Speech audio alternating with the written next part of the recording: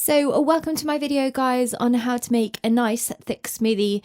So I always start my smoothies off with 0% fat Greek style yogurt. So the key to making a thick smoothie is minimizing the amount of liquid that you have in your smoothie. I always prep my bananas the day before or do them in bulk, say a week before, so I have enough for the whole week, and put them in the freezer to freeze.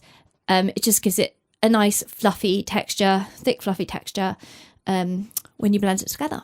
So my next ingredient, like I just said, is going to be my frozen bananas. I usually use 2 or 3 bananas, that's plenty enough. Next, I decided to add this little mix of exotic fruits: pineapple, papaya, melon, and mango.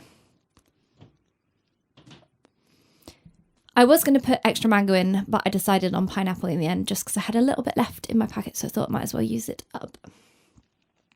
Next, I use my Alpro coconut milk. I like this, it gives it an extra taste. It's also thicker than adding water.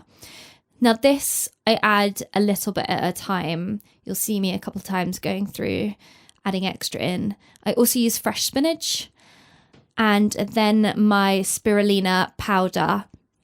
This is the normal coloured spirulina rather than the blue spirulina. I need to get some of that. It looks really nice. So I add a small little teaspoon of this into my smoothie. Now, my smoothie is pretty much ready to blend. So this is all the fruit I have in my smoothie. So when you start blending, always start blending on a slower setting. A thick smoothie will take a while. You have to be patient if you really want a nice thick smoothie.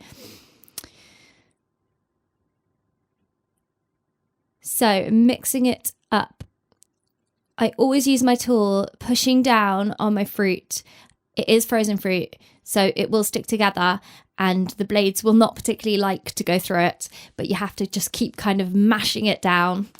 Again, like I said, I kept adding coconut milk as I went through just to thin it up a little bit. It was very, very thick.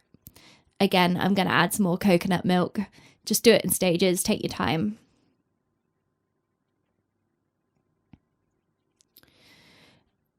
When the mixture is thick and it's refusing to move, I always get my spoon in, release the air bubbles that are around the blades, picking up the fruit and just mixing it around a little bit. It just helps to then get the blades moving again.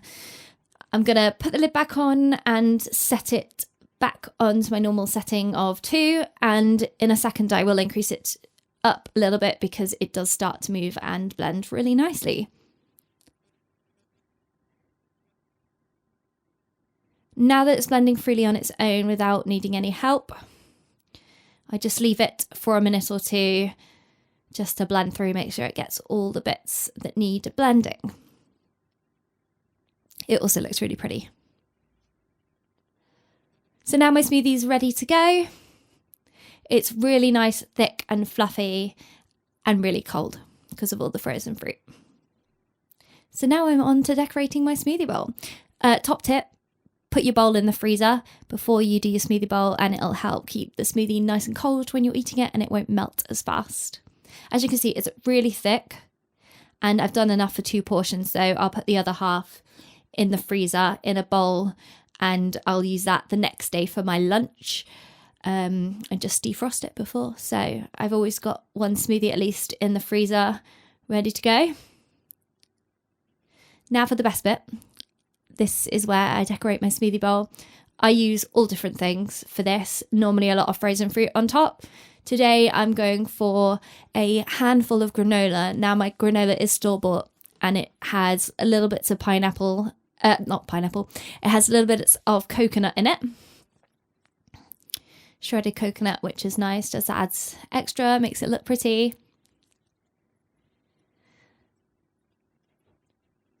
So the next thing that I really like to add in is a bunch of nuts. I used to hate nuts and now I absolutely love them. So I always make sure that I add walnuts in and almonds in to my smoothie bowls. It's a really good source of, natural good fats. So I like to add them in. I always like to put some sort of frozen fruit on top. I normally go for either strawberries, blueberries, or pineapple, or a combination of both, but I decided to go for blueberries today. So another thing that I've recently found is cashew nut paste or cashew nut butter, whatever you want to call it. I really like this. Again, it's a good source of fats. Just be careful when you're putting it on your smoothie bowl. You don't flick it on the camera and get it on the camera like I did. My partner was very mad at me. So I'm just going to add on a few more nuts, some almonds. Most of the time I do add chia seeds on top and flaxseed. I really like both of those things. I don't know why I didn't put them on this one. I guess I was just having a nutty morning. So I eat these smoothie bowls every day for breakfast. I try to also eat them for lunch every day. I will mix them up between breakfast and lunch. So I might have a green smoothie for breakfast and a berry smoothie for lunch, depends on my mood. So this is the final bowl. I really like making them. They're really fun and it's nice to be creative as well. So I hope you like this video, guys, and hopefully I'll make another video soon. See you later.